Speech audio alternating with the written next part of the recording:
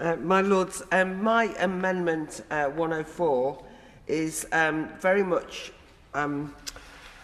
part of some of the amendments that I've got both today and other days, looking at the way the law, as it was previously made, might in fact not be doing what it's intended to do. So what I'm interested in doing is restoring Section 24 management for leaseholders suffering at the hands of some predatory freeholders, suffering sky-high service charges, run-down buildings, some of the things that we've been talking about. I, as many other noble lords here, still have the scars from scrutinising the Building Safety Act when it was before the House, which is when I first arrived here. It was the most hugely complicated piece of legislation, but actually went through the House relatively quickly because of the importance of the topic. And I think that, as we're all aware now, that speed probably led to a number of unintended consequences that have since come to light.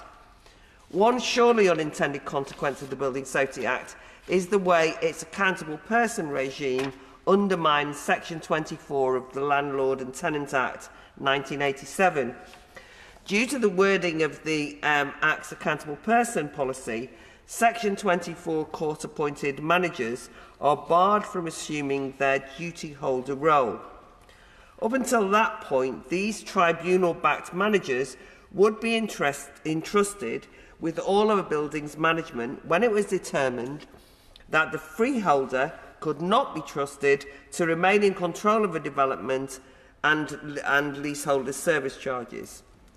I'm not commenting in general on the accountable person policy per se, although I think there are problems with it, but it is odd that there's such a wide range of entities that can be the accountable person, including leaseholder-controlled resident management companies and right-to-manage companies, but strangely the Act prohibits a Section 24 manager from taking on the role, despite the fact that a Section 24 manager would have been appointed by a judge, a tribunal panel, who was satisfied that they had the credentials and the experience needed to steward a development that was being to steward a development that had fallen foul of a poor freeholder.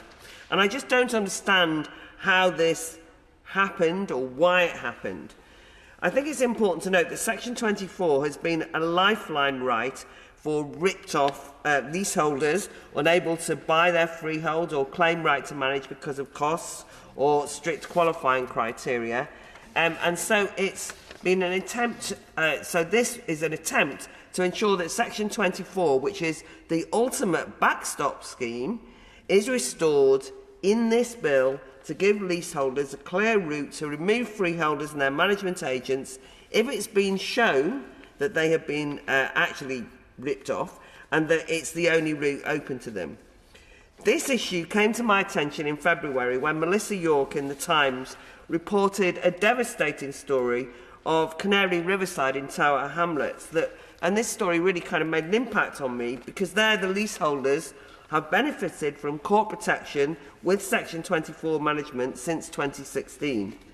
A Section 24 manager was installed because the freeholder, a Monaco-based billionaire, John Christodoulou, had lost the confidence of the tribunal due to his company's seeming financial mismanagement and poor estate maintenance. After years of fighting by the leaseholders, in March this year, the upper tribunal found that the freeholder had used a related firm to overcharge the development by £1 million in secret insurance commissions, the kind of issues we were discussing earlier today.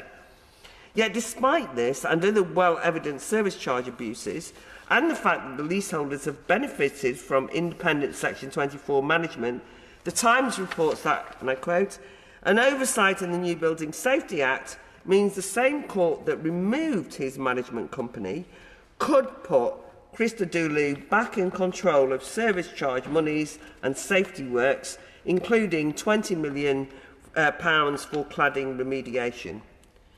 the Building Safety Act's seemingly arbitrary exclusion of Section 24 managers from its accountable person regime, it seems to me, doesn't intend to do this. But it does mean that these Canary Riverside leaseholders, among others, are faced with the prospect of their landlord staging a comeback, regaining control over block management, despite the fact that the leaseholders work over years accumulating evidence to prove fault that's been accepted at a tribunal level is now undermined because a statutory right that leaseholders relied upon for years is now blocked by the Building Safety Act. This is so frustrating, and it needs to be tackled in Parliament, as the courts are bound by the laws that we make here. So in December, the first test case on this with Canary Riverside, the First Chair Tribunal confirmed that the Building Safety Act does not allow a Section 24 manager to be the accountable person, and in March the Upper Tribunal agreed. But despite those tribunal decisions going against them, I just want to commend and say all power to the resilience of the leaseholders at Canary Riverside, who are still appealing in order to keep their Section 24 protection going. I think that this is really heroic work, and I think it should remind us all of the real-life toll of the sort of issues that leaseholders have to take on, because they are actually ordinary people who bought leaseholder flats and have ended up going in and out of courts regularly. And also, it's not just the toll, but the cost, because it's been nearly £200,000 that's been committed in legal fees already. It's also a sharp reminder that unintended consequences of laws that we make here can have wide-reaching and even devastating effects on real people's real lives. So I think we need to put this wrong right here in Parliament and use this bill to do so. The Section 24 accountable persons clash was raised, in fact, in January when MPs at the Public Bill Committee, was raised with MPs at the Public Bill Committee by Free Leaseholders, End Our Cladding Scandal and Philip Rainey KC, all people who drew this to attention. And as a consequence, Nicky Aitken and Barry Gardner MPs moved amendments on this issue in the other place. I would really appreciate if the Minister could look at fixing this, because I don't think it's ever what we intended to do with the Building Safety Act. It's a loophole, if you want, and it's got the most devastating consequences for leaseholders, which I'm sure we can just simply put right.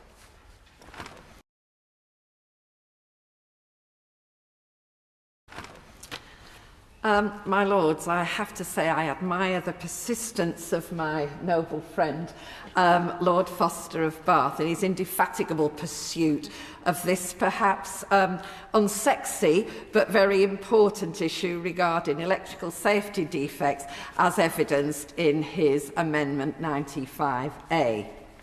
Turning to the first group of amendments, relating to buildings of safety, a subject that we have debated many times in this chamber in recent years, following the tragic events of the Grenfell Tower fire.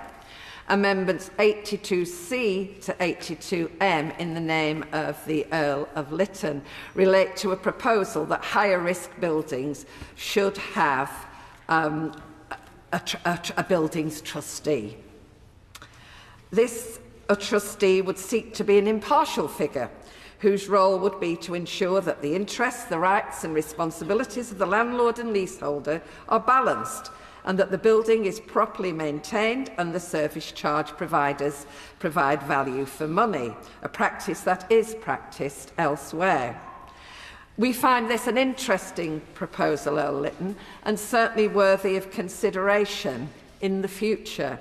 But possibly it is quite a detailed proposal which has not had the chance to be scrutinised further in this bill.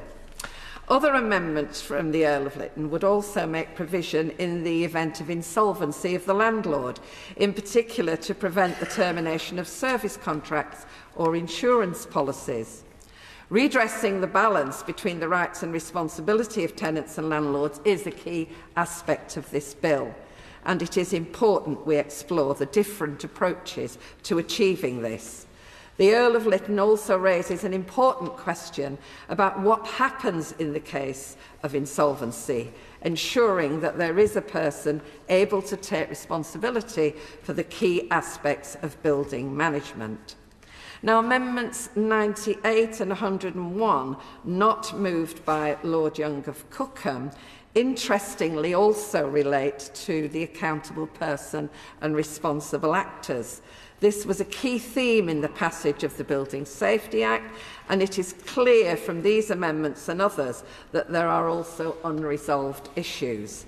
I think this was also highlighted very powerfully by Baroness Fox in her Amendment 104, talking of the unintended consequences because of the lack of a Section 24 manager, and I look forward to the noble lady's explanation on what seems to me to be a very important and relevant question.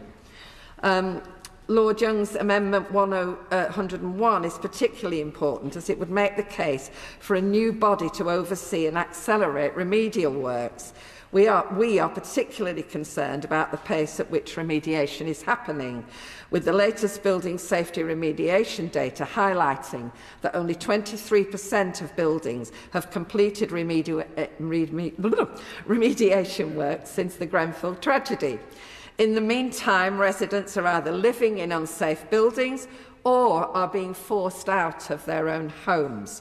Reporting in yesterday's Sunday Times by Martina Lees, she outlined how 15,000 people have been ordered to leave their homes due to safety risks.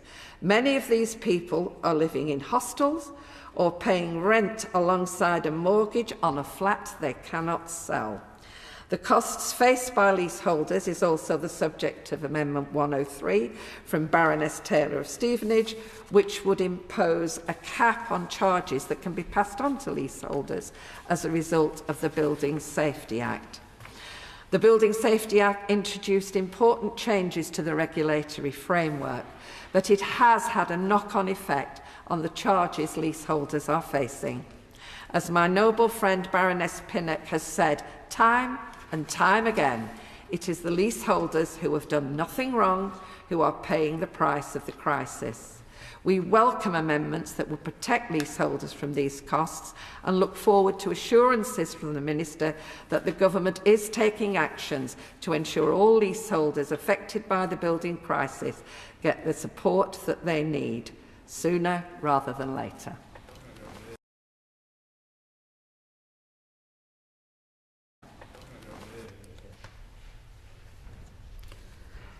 My Lords, I rise to move our Amendment 103 and to comment on others in this group.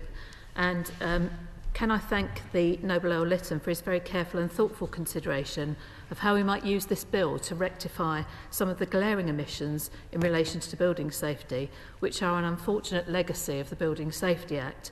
We think his proposals relating to building trustees warrant some close consideration, especially as he's set out carefully how they might be funded. And to get taken together with proposals in a later amendments for a property regulator, this could enable a number of the loopholes that have seen an overall descent into property chaos, which has been the subject of much debate in this House, matching an independent local oversight with a national property regulator. So the Noble Earl has set out in his customary forensic way his justification for these amendments, and with respect for his professional expertise in this area, I don't think I need to say any more than to welcome the issues that he covers. And they could have been, as the Noble Lady Baroness Thornhill has said, subject of pre-legislation scrutiny. Sadly, they were not.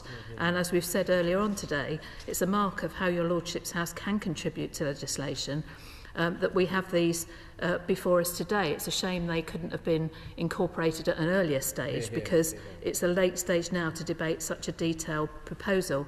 So I look forward to the Noble Baroness, the Minister's response, and I hope she will take these amendments, I know she always does, take these amendments seriously and tell us what the Government are going to do in consideration of them.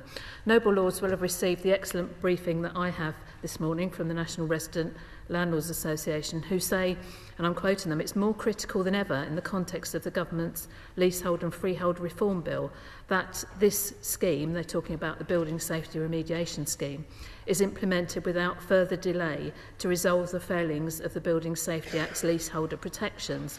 And as the Noble Earl Lytton indicated, he said he's not particularly precious about this structure, but if we're not going to have this structure, what is the government going to put in place in order to do that?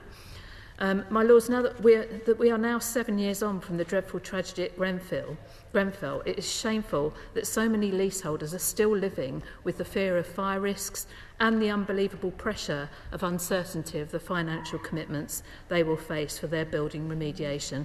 It really is the most terrible indictment of the government's failure to recognise the unconscionable impact on the lives of those affected, let alone the issues raised so many times in this chamber of those who live in non-qualifying buildings, who nevertheless have the leasehold sword of Damocles hanging over them. The Noble Baroness Thornhill has already mentioned the excoriating article in the Times this weekend, where Martina Leaves gives an incredibly thorough and well-researched account of the impact of the cladding scandal. Her investigation points to the fact that those 15,000 residents have been forced to leave their homes due to fire or safety defects, and that escalated last year with the evacuation of at least 21 buildings.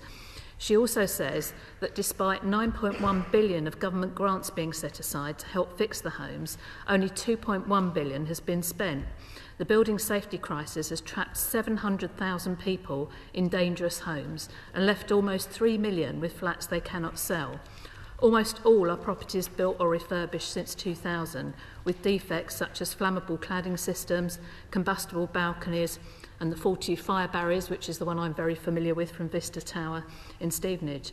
She also points to government manipulation of figures in that she says the government, and I'm quoting her, cite a total of 4,329 buildings or 248,000 flats over 11 metres high with unsafe cladding, and say that 23% of these have been fixed. But as Miss Lees points out, previous government data added up to 375,000 flats over 11 metres, making the number fixed just 8%.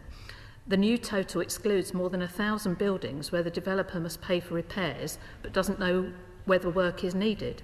It also precludes hundreds of blocks that did not get taxpayer help because they had the wrong type of risks or were deemed below 18 metres.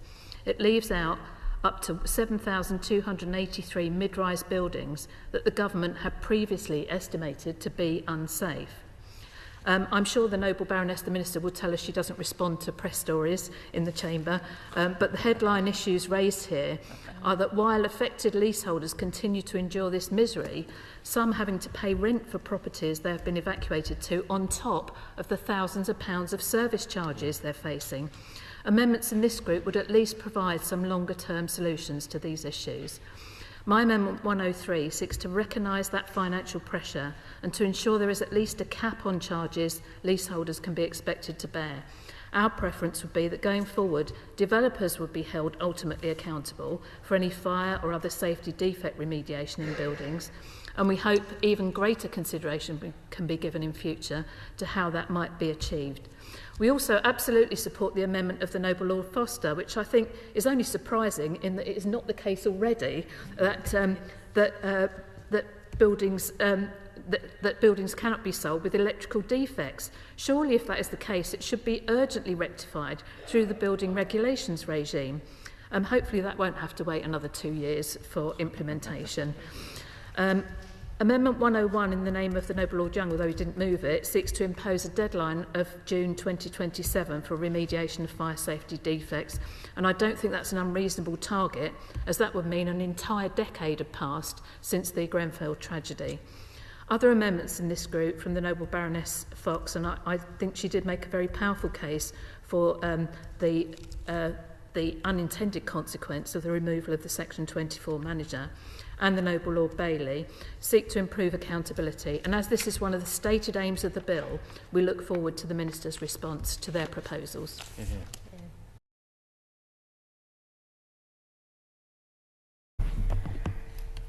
I thank Noble Lords for various amendments on the building safety and for the debate, and I'll respond to the amendments in turn. First of all, to thank the Noble Lord Earl of Lytton for his amendments relating to a building trustee. Amendment 82C requires some buildings to have a building trustee, while Amendments 82D to 82M cover the process of appointment, duties, right to information, and how these trustees will be funded. My Lords, the Building Safety Trustee will either replace or complement the functions carried out by the landlord or a managing agent. I fully agree with the view that landlords and managing agents must manage and maintain buildings for which they are responsible and provide a good quality service to tenants. However, I believe this proposal will create additional complexity with very little relative gain.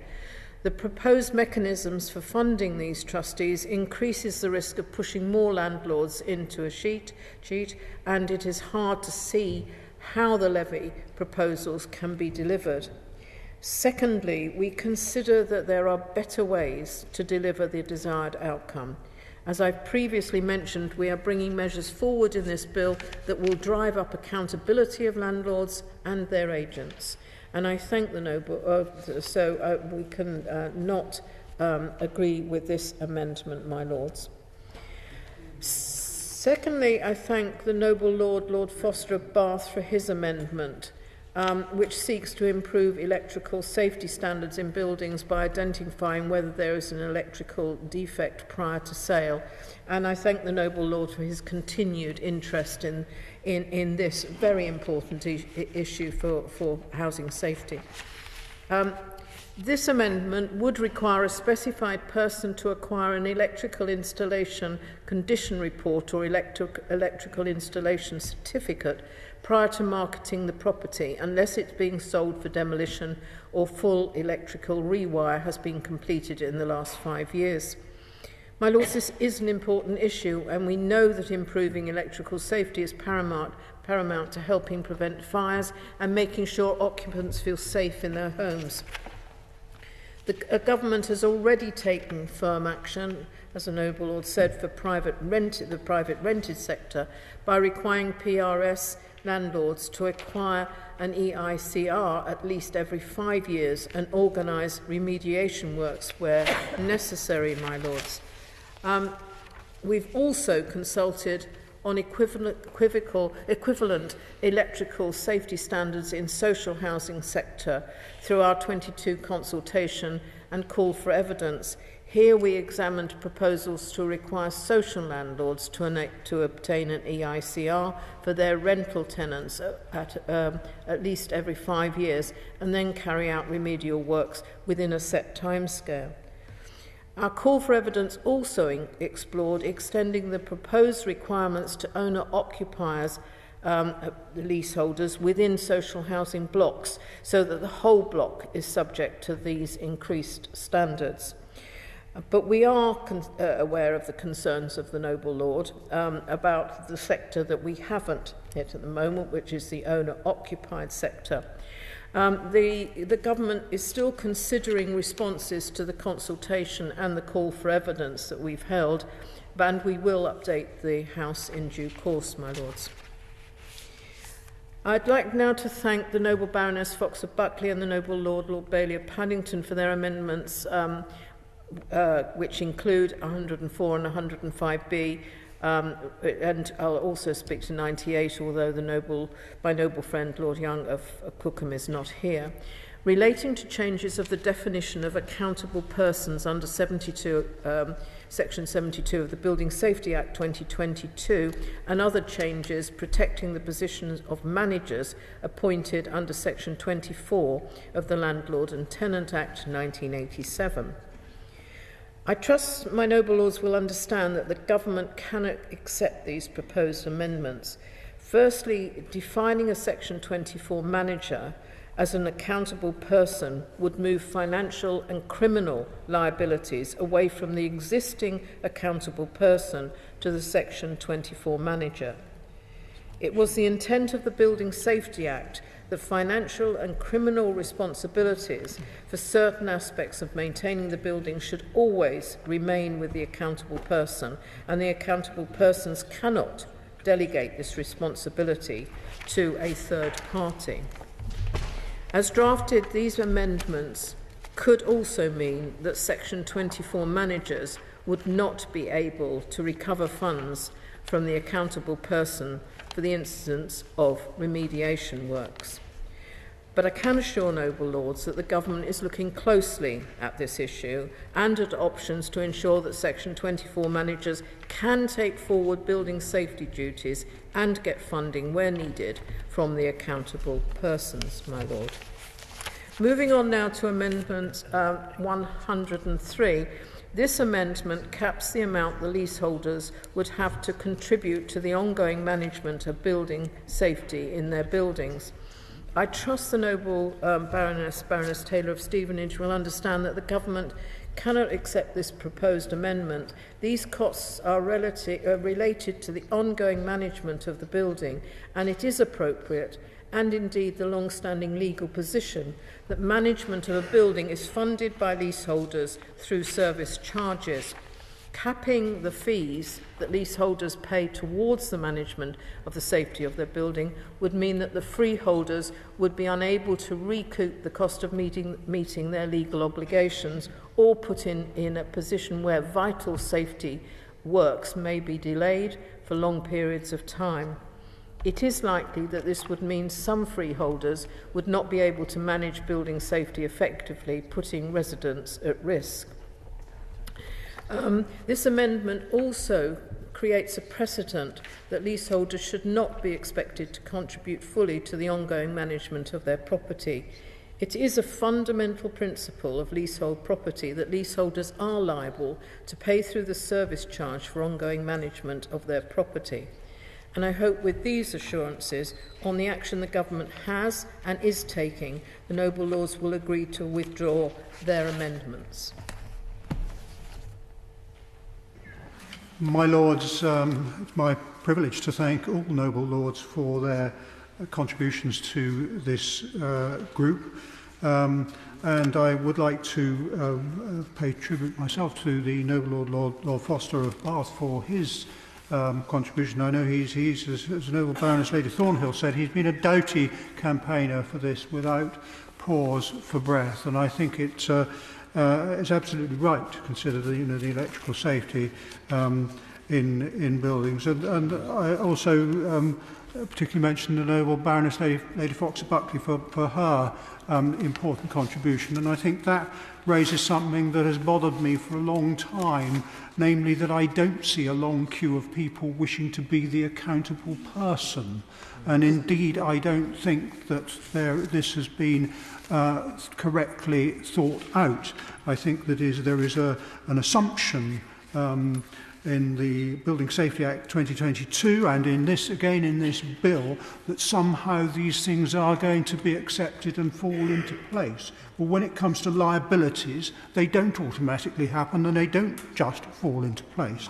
In relation to my own amendments, I thank the noble Baroness, the Minister, very much for her comments for that. She said that they would create additional complexity for very little gain, and that there were better ways to deliver the outcomes. I'm not sure what she thought those better ways were, given that we are dealing with a situation which is a legacy of the Building Safety Act, now getting on for 2 years old, and they have not been fixed. And meanwhile, people are in great difficulties in their homes as a result of this. There needs to be legal responsibility, proper accountability without gaps, and resource in terms of funding from wherever that's going to come from. And there is a necessity to have that resource identified that is secure and adequate, and we don't have that at present. So I will very likely be returning to these amendments in later stages of the bill, or these subjects anyway, but in the meantime I beg leave to withdraw my amendment. Is it your Lordship's pleasure this amendment be withdrawn? Amendment by leave withdrawn.